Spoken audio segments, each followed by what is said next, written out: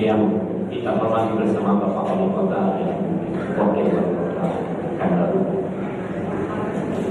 dan yang saya hormati para pejabat setempat dan para jamaah, mengucapkan Assalamualaikum warahmatullahi wabarakatuh. Alhamdulillah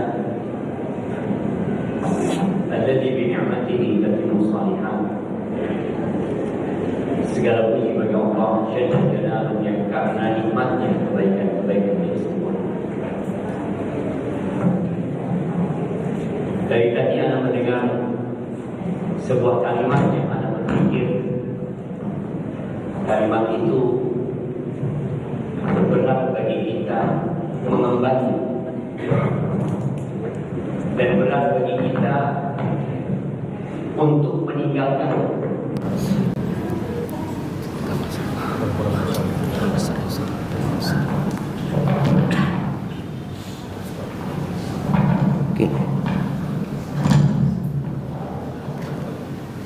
Kalimat yang saya hormati. Dari tadi yang saya hormati, yang saya hormati, yang saya hormati. Itu kalimat yang berat diemban. Seorang yang terhormat akan tahu bagaimana dia menjaga kehormatan. Maka semoga semua dapat menjaga kehormatannya, dan pada suatu hari tatkala kehormatan itu harus dia tinggalkan, maka dia harus ridha dan menerima takdir Allah Azza wa Jalla. Allahumma salli wa sallim ala abdika wa rasulika sayyidina wa maulana wa habibina wa syafi'ina Muhammad wa ala alihi wa ashabihi ajma'in. Amma ba'd. Tadi kalau Pak Wali mengatakan safari subuh sebulan sekali, ada berapa masjid di Pekanbaru ini? 1000 lebih. Kalau beliau hanya sebulan sekali, berarti harus menjabat berapa puluh tahun.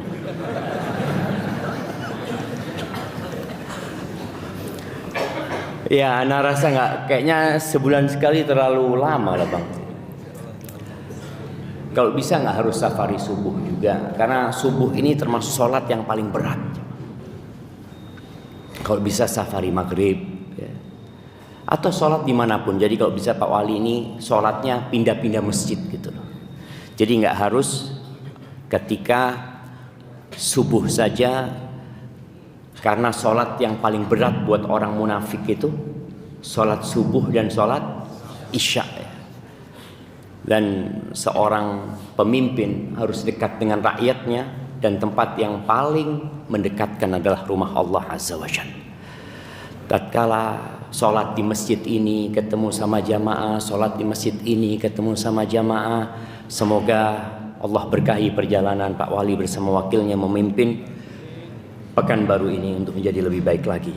Apa aman Bang? Dulu Pak. Dulu, sekarang tidak aman. Aman lebih aman. Subhanallah, ana sempat berhaji bersama Bapak Haji Agung ini di perjalanan yang sangat jauh. Dulu kita lempar jumrah berapa kilo Bang? 5 kilo, pulang pergi 10 kilo jamaah. Dan beliau bersabar, karena beliau sempat nggak bersabar. Ana tahu beliau sempat mau balik ke hotel ya, beliau bawa tas. Ana nggak kuat kayaknya Ustaz katanya. Tapi ternyata beliau balik lagi ke tenda. Masya Allah, Allah barik fikum Bang. Ahibati fillah, pernah suatu subuh Rasulullah SAW selesai sholat subuh, beliau mau pulang. Tahu-tahu dihadang oleh para sahabatnya. Nabi tersenyum sama mereka. Nabi mengatakan kepada mereka, kalian dengar tentang harta yang datang ke kota Madinah. Iya, kata mereka. Akhirnya Nabi berceramah. Beliau mengatakan, wallahi mal faqra akhsha alaikum. Demi Allah, bukan kefakiran yang aku takut menimpa kalian. Demi Allah, beliau mengatakan. Wa innama akhsha an tubsata alaikumud dunya kama busitat ala alladhina min qablikum fatanafasuha kama tanafasuha fatuhlikakum kama ahlakatuh. Aku enggak takut kefakiran menimpa kalian. Yang aku khawatirkan tatkala dunia dibentangkan buat kalian. Nabi kita Muhammad alaihi salatu wasallam tidak pernah merasakan karpet yang empuk ini. Tidak pernah merasakan dinginnya AC. Beliau tidur di atas ranjang yang membekas di lambung beliau alaihi salatu wassalam. Para sahabat Nabi sebagian hidup jamaah hanya dengan sarungnya tanpa memiliki yang ada di atas pundaknya. Sebagian sahabat Nabi radhiyallahu taala anhum ketika sujud dia harus pegang sarungnya karena pendeknya sarung mereka. Beliau mengatakan, demi Allah aku tidak takut kalian ditimpa kefakiran. Yang aku khawatirkan ketika dunia dibentangkan buat kalian, apa yang akan terjadi? Fatanafasuha, kalian akan bersaing untuk mendapatkan. Jadi subhanallah, kalau kita lihat banyak dari partner yang tatkala memulai mereka berjuang bersama-sama, mereka solid ya. Tapi ketika ada fulus, ketika mulai tambah omset, semakin banyak yang dimiliki, ribut. Dan itu yang dikhawatirkan oleh Nabi SAW. Ternyata harta ini memiliki efek samping buruk. Allah Azza wa Jalla mengatakan, innal insana la yatgha ar-ra'ahu istaghna. Manusia itu benar-benar melampaui batasannya, lupa bahwa dia manusia. Lupa bahwa dia adalah hamba budak yang tidak memiliki apa-apa. Tapi ketika dia punya, dia merasa tidak butuh. Dia bisa makan buat besok, lusa, tahun depan, 2 tahun lagi, bahkan puluhan tahun. Maka dia akan melampaui batasan. Dan itu terjadi. Maka yang dikhawatirkan oleh Nabi SAW ketika dunia dibentangkan. Kemudian kalian akan bersaing mengumpulkannya dan dunia itu membinasakan kalian. Sebagaimana orang-orang terdahulu dibinasakan. Ahibati fillah. Dalam hadis yang diriwayatkan Imam Muslim, pernah Nabi SAW duduk bersama para sahabatnya. Beliau mengatakan kepada mereka, idza futihat alaikum Faris war Rum, ayyu qaumin antum. Nabi SAW sering bermusyawarah masalah. Beliau ketika memberikan nasihat nggak langsung ngasih nasihat kadang-kala. Beliau bertanya, dan ini pentingnya. Pentingnya tadi kalau bicara seorang pemimpin ya, dekat dengan rakyatnya, mendengarkan dari mereka apa sih masalahnya. Bertanya kepada mereka tentang pemahaman mereka tentang hakikat kehidupan ini. Beliau bertanya, alaihi salatu wassalam, kalian akan menjadi kaum yang seperti apa tatkala Persia dan Romawi ditaklukkan? Ini dalam kondisi para sahabat sedang susah. Tapi Nabi SAW mengajak mereka untuk memandang ke depan. Persia dan Romawi akan ditaklukkan dan menjadi kenyataan. Apa kata Abdurrahman bin Auf? Abdurrahman bin Auf ini konglomeratnya sahabat. Ini yang mewakili para sahabat, orang kaya ini. Bukan Bilal yang menjawab, bukan Ammar bin Yasir, bukan Abu Hurairah, tapi yang menjawab orang kayanya sahabat Abdurrahman bin Auf. Dia berkata, naqulu kama amaranallah. Ya, kita akan menjadi seperti yang Allah inginkan. Ini generasi terbaik umat ini. Jawabannya seperti itu. Artinya semua ingin menjadi lebih baik. Tapi kata Nabi alaihi salatu wasallam, aw ghaira dzalik? Atau enggak seperti itu? Artinya kalian tidak menjadi seperti yang Allah inginkan. Kalian berubah. Tadi, harta itu punya efek samping buruk. Sebagaimana jabatan itu memiliki efek samping buruk. Apa kata Nabi SAW yang akan terjadi? Tatanafasu. Kalian akan bersaing.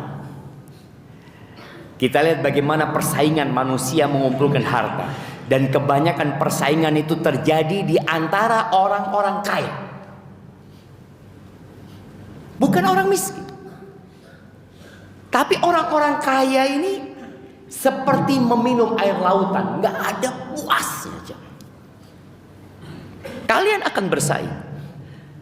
Kemudian tsumma tatahasadun, kemudian kalian akan saling iri. Jadi ternyata persaingan itu benih yang mengantarkan kepada iri dan dengki. Awalnya bersaing, oh kita bersaing sehat. Enggak. Persaingan mengantarkan kepada hasad. Mulai enggak suka ketika temannya sukses. Tidak suka ketika temannya naik jabatannya. Tidak suka ketika temannya terpilih. Tidak suka, mulai tumbuh hasad. Setelah itu tsumma tatadabarun. Bersaing, kemudian iri, kemudian tidak bertegur sapa. Berusaha untuk tidak ketemu, nggak mau ketemu. Kemudian yang keempat, tsumma tatabaghadun. Kemudian kalian akan saling membenci. Apa penyebabnya? Harta. Ketika nggak ada harta, solid orang itu coba. Pernah suatu hari salah seorang alim ulama itu berangkat ngantarkan jenazah ke kuburan. Dia ingin menjelaskan kepada murid-muridnya tentang hakikat dunia ini. Berangkat ke kuburan, melewati anjing-anjing yang sedang berkerumun ya, yang bermain di antara mereka, ada yang duduk, ada yang ya kita lihat ketika anak-anak anjing dan teman-temannya bermain ya, santai mereka ngeliatin orang lewat ya. Pulang dari kuburan, kambing ini berantem, menggonggong sana, menggonggong sini. Berhenti sang guru ini bersama murid-muridnya. Kalian lihat itu anjing-anjing. Kenapa mereka berantem? Kenapa? Ada yang melemparkan bangkai ke mereka. Ketika tidak ada bangkai, mereka bersaudara. Mereka solid. Mereka duduk tersenyum di antara mereka ketika dilemparkan bangkai yang seharusnya loh bangkainya banyak. Ya udah bareng-bareng makannya gitu. Enggak. Karena ambisi. Akhirnya yang ini gigit ini, yang ini gigit ini. Kata sang guru, itulah dunia. Bagaimana dunia merusak persahabatan. Bagaimana seorang anak kadangkala ribut sama orang tuanya, paman dengan keponakannya, kakak dengan adiknya. Ketika warisan belum ada, mereka nggak ribut. Bapaknya mati, ingat warisan itu harta nemu, nggak ada usaha. Apa bisa orang berusaha untuk jadi ahli warisnya Pak Wali Kota mau daftar, Pak, saya mau jadi ahli warisnya Bapak kalau mati. Gak bisa. Gak bisa. Tapi bagaimana harta itu merusak? Ahibati fillah. Tapi kebanyakan orang gak tahu. Karena kecintaan kepada dunia membuat orang buta. Perang Uhud, umat Islam kalah. Walaupun tidak kalah total. 70 sahabat meninggal dunia. Apa penyebabnya? Harta. Nabi SAW sudah berpesan kepada 50 pemanah. Menang atau kalah, kalian tetap bertahan di bukit ini sampai aku kirim orang. Tetap bertahan. Kalau sampai burung-burung pemakan bangkai itu menghabisi kami, udah mati semua sahabat di bawah, kalian jangan bantuin kita. Ketika kita menang, kalian tetap di sini. Allah berikan kemenangan kepada umat Islam.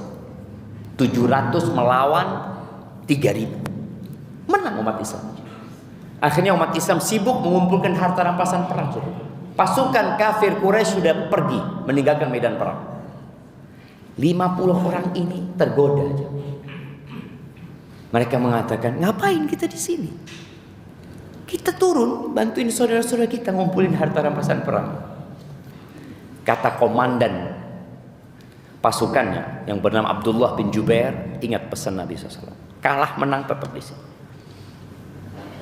Bayangin, Rasulullah SAW sudah memberikan amaran yang jelas. Tapi dari 50 orang, kira-kira 35 orang turun.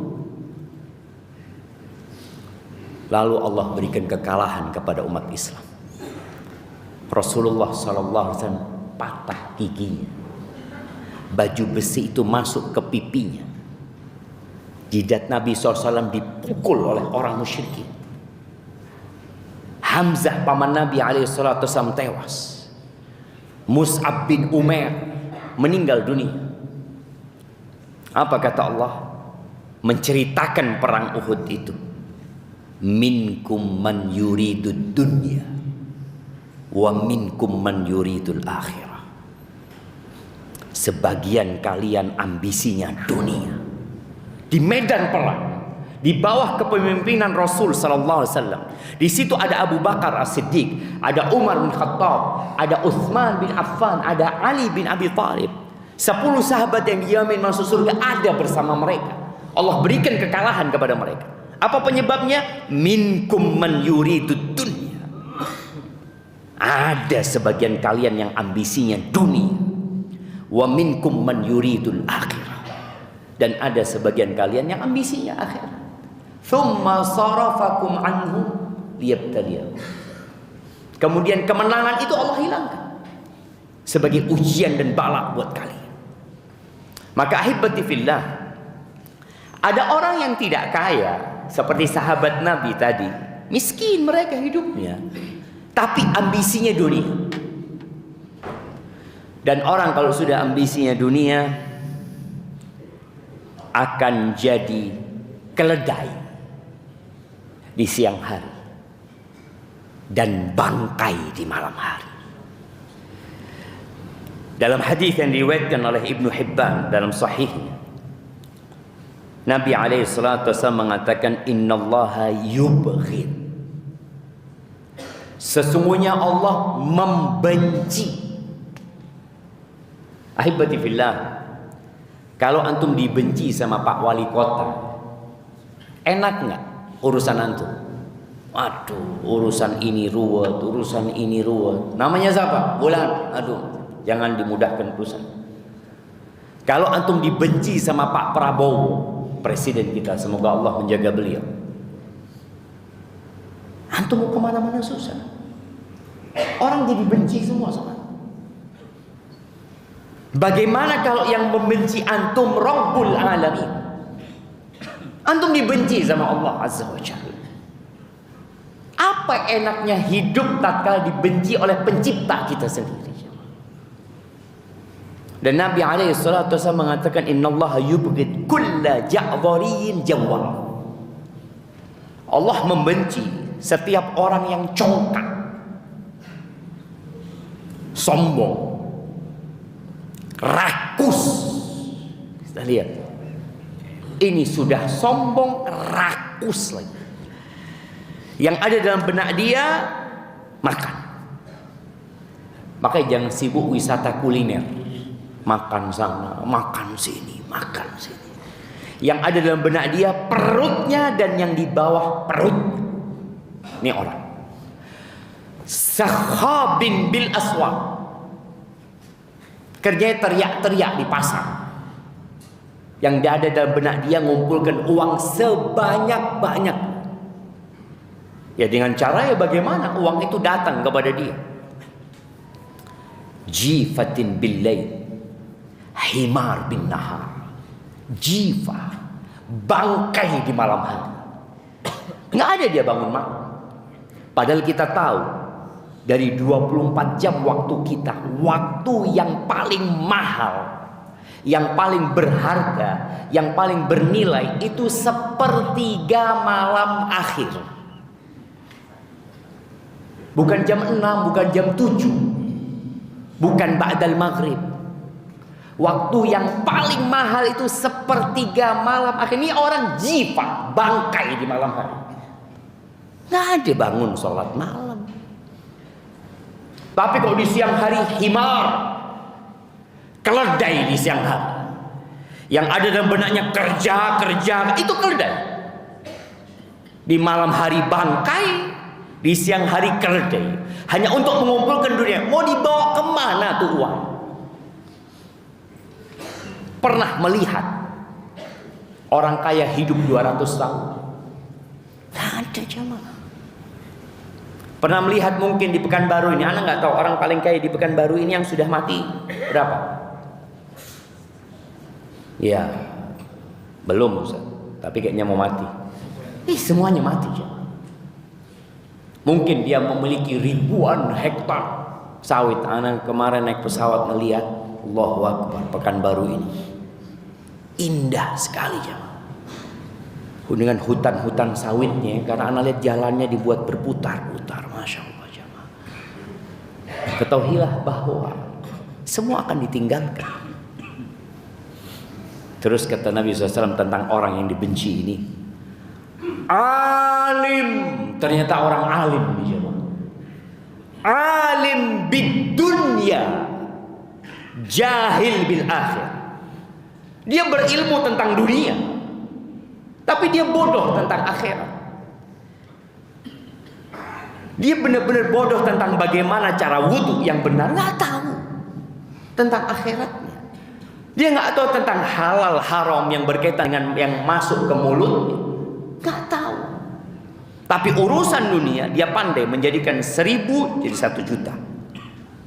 Bagaimana dengan modal 100 juta bisa dapat 1 M. Pintar orang Indonesia. Itu dibenci jemaah.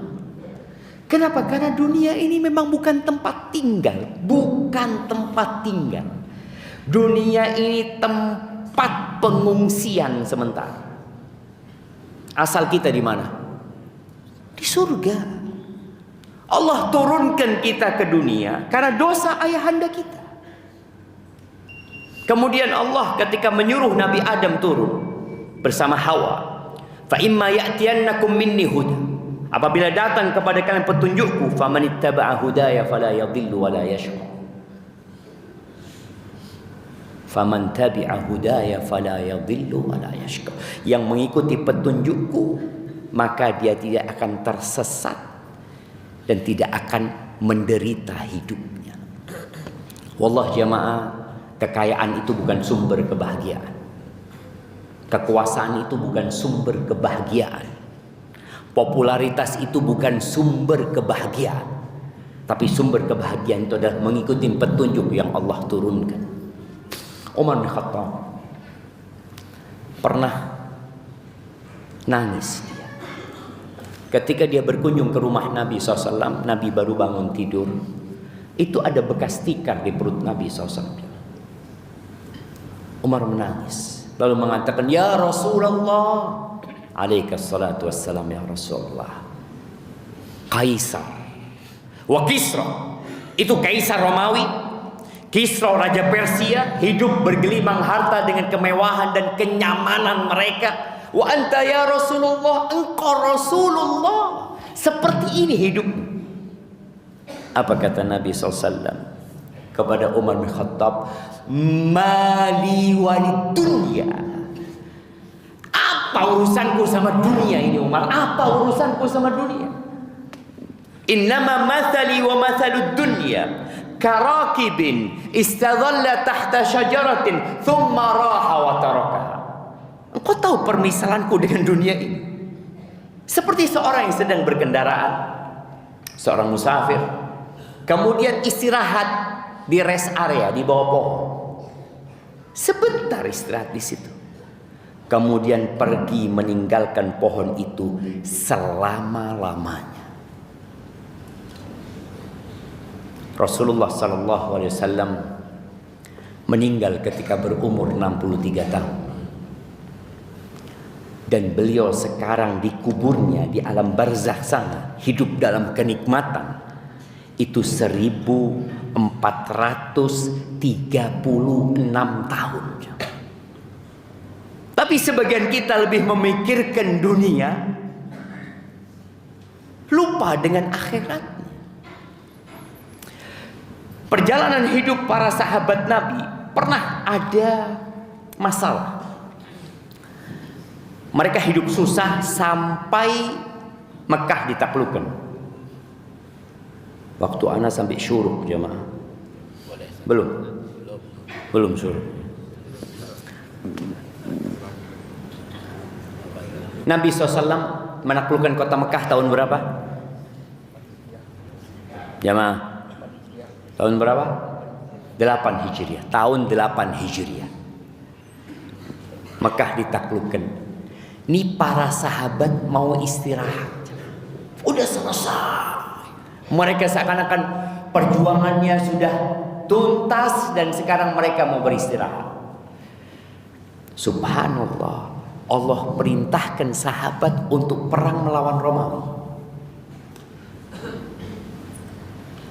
Pasukan Romawi jumlahnya 200.000 pada saat musim panas. Dan jumlah pasukan para sahabat 30.000 pada waktu itu. Para sahabat itu ketika disuruh perang mulai hatinya berat jemaah. Kenapa? Karena mereka mau istirahat, selesai sudah. Allah sebutkan di surat At-Taubah ayat 38, ya ayyuhalladzina amanu, wahai orang-orang beriman, malakum idza qila lakum unfiru fi sabilillah idzaqaltum ilal ard. Wahai orang-orang beriman, ada apa sama kalian ini? Ada apa sama kalian ini? Kenapa kalian ketika disuruh berjuang berperang di jalan Allah Azza wa Jalla, kalian jadi berat dengan bumi ini gitu loh. Araditum bil hayatid dunya minal akhirah. Apakah kalian sudah senang dengan kehidupan dunia ini? Kalian mau tinggalkan akhirat kalian? Allah mengatakan fama mata'ul hayatid dunya fil akhirati illa qalil.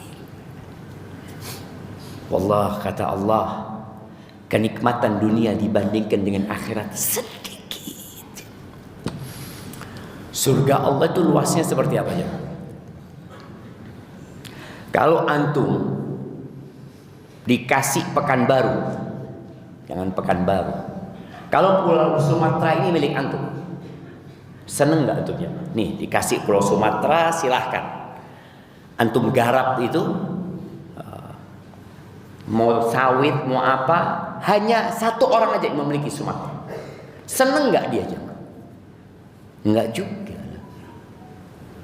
Tapi dia berpikir ya nggak apa-apa lah, jadi orang terkaya mungkin dia di dunia memiliki Sumatera. Surga Allah itu arduhas samawati wal ard, seluas langit dan bumi ini. Jumlah planet itu miliaran, dan boleh jadi itu jadi tempat tinggal manusia-manusia yang masuk surga Allah Azza wa Jalla. Orang yang terakhir masuk surga, yang terakhir. yang dia berjalan menuju surga dengan merangkak, kemudian dia selamat dari neraka, itu Allah kasih seperti 10 kali lipat raja paling besar itu. Terus kita mau dunia. Pernah Nabi SAW lewat pasar ya. Biasalah orang di pasar menawarkan barangnya 10.000, 20.000 bersama para sahabatnya dari awali menuju Masjid Nabawi. Ketika lewat pasar, Nabi bersama para sahabatnya di kanan kirinya melihat bangkai anak kambing. Bangkai anak kambing yang cacat. Biasanya anak kambing itu kupingnya panjang ya. Ini kupingnya kecil ya. Terus Nabi SAW mengambil kupingnya ini. Serasa berjualan, mengatakan kepada para sahabat, ayyukum yuridu hadza bidirhamin. Siapa yang mau 1 dirham? 1 dirham, 1 dirham, kata Nabi SAW. Sahabat heran. Ya Rasul, itu orang-orang pasar pada datang melihat apa yang ditawarkan Nabi SAW. Nggak ada yang mau. Siapa yang mau ini jadi milik dia? Gratis. Gratis jadi miliknya. Nggak ada yang mau juga. Apa kata para sahabat? Ya Rasulullah, lau kana hayyan kana asad. Kalau dia itu hidup, dia itu cacat. Orang itu takut dengan barang-barang yang cacat. Dia cacat gitu loh, nggak enak dilihat. Kalau dia hidup, siapa yang mau beli? Gimana dia sudah jadi bangkai? Tidak ada satupun sahabat yang mau. Lalu Nabi SAW mengatakan kepada mereka, lad dunya ahwanu min hadza alaikum. Dunia lebih hina di sisi Allah daripada bangkai anak kambing ini di hadapan kalian. Kalian nggak ada yang mau. Apalagi dunia. Dan sebagai penutup, pernah suatu hari Nabi SAW keluar dari kamarnya, dari rumah, menuju ke masjid. Rambutnya basah, seger Nabi SAW.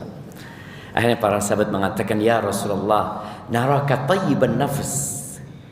Kita ngelihat engkau lagi senang ini, kata dia. Iya, kata Nabi SAW.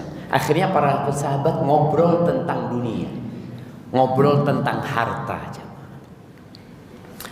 Ya biasalah, kita kalau ngobrol mungkin urusan bisnis ini itu. Lalu Nabi SAW membuat sebuah pernyataan.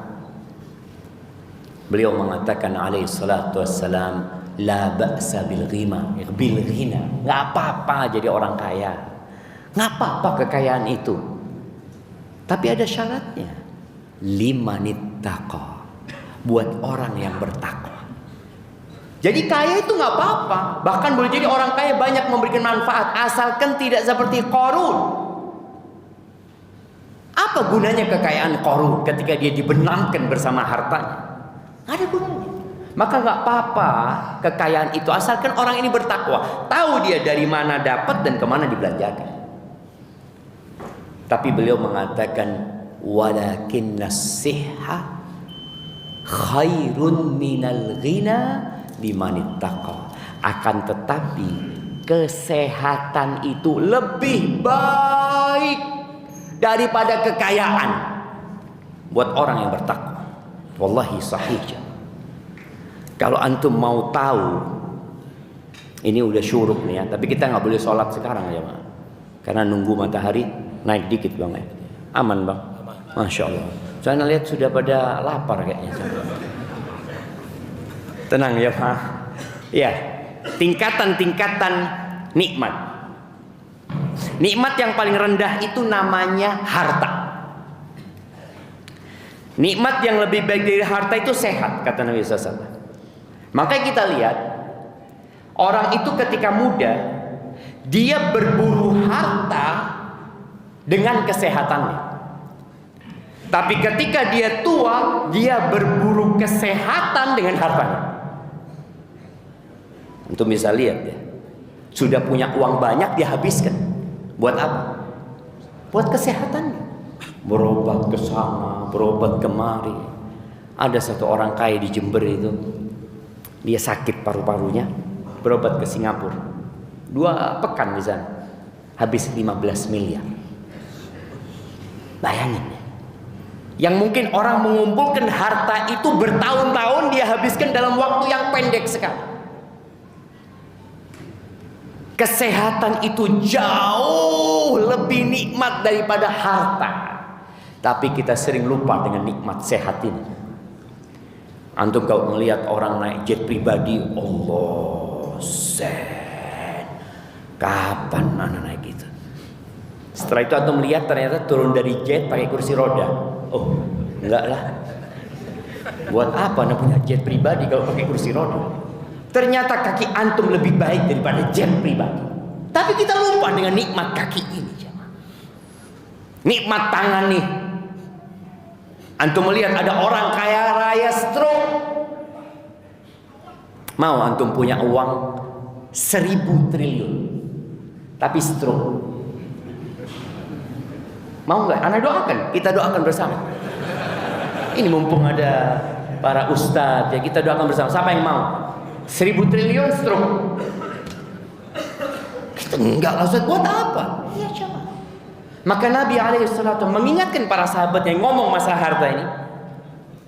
Nggak apa-apa harta buat orang yang bertakwa, tapi sehat itu lebih baik daripada harta buat orang yang bertakwa kepada Allah Azza wa Jalla. Maka ahibati fillah, nikmat Allah itu banyak. Kalau tadi yang pertama adalah nikmat harta, yang kedua nikmat sehat, yang ketiga nikmat apa? Nikmat keamanan. Aman. Beberapa waktu yang lalu, ketika negeri kita ya ada sedikitlah